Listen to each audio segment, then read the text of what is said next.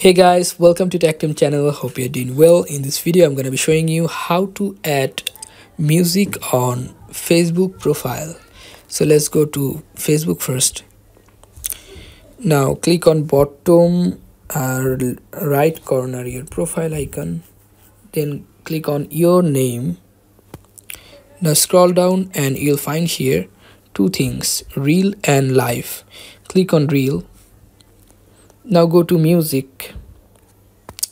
Now just choose one music you want to keep on, or just write here any music you want to add, like this.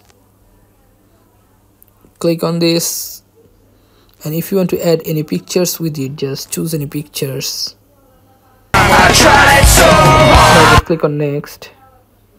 Okay. Now if you click on this blue button share now, your music will be shared in your profile.